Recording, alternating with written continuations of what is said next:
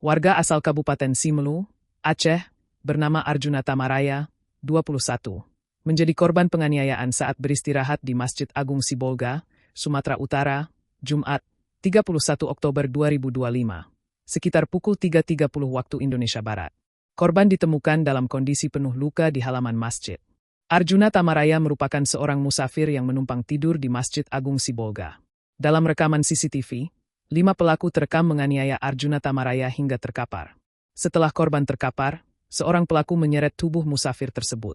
Warga sempat membawa korban ke RSUD Kota Sibolga hingga akhirnya dinyatakan meninggal pada Sabtu, 1 November 2025, sekitar pukul 5.50 waktu Indonesia Barat.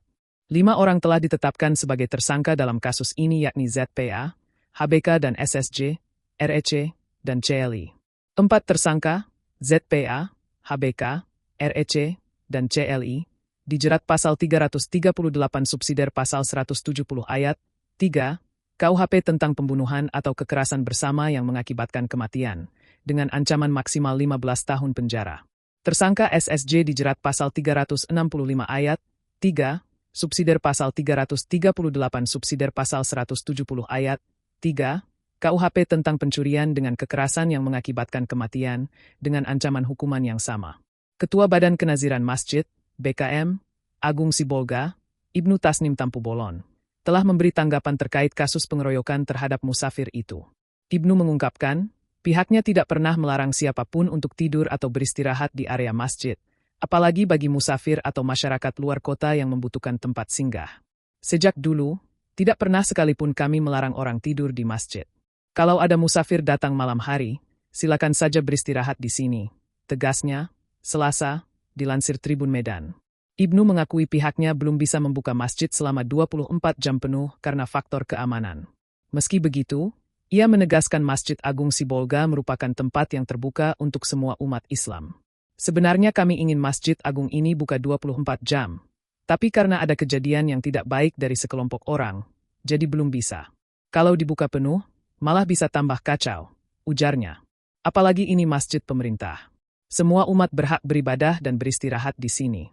Kalau ada keperluan, silakan hubungi kami, insya Allah kami bantu, tambah Ibnu. Mengenai kasus penganiayaan musafir ini, Ibnu menegaskan tidak mengenal kelima pelaku. Ia juga menegaskan kelima pelaku bukan pengurus masjid.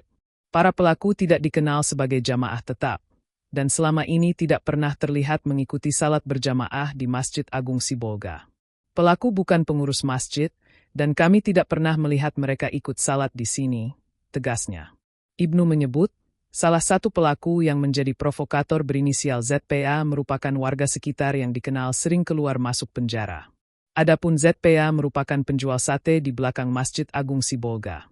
Ibnu mengungkapkan, ZPA sempat menuduh Arjuna Tamaraya mencuri kotak infak. ZPA disebut memicu aksi brutal dengan menuduh korban mencuri uang dari kotak infak masjid. Namun, tuduhan itu belum terbukti kebenarannya. Kami tahu ZPA ini memang sering buat onar.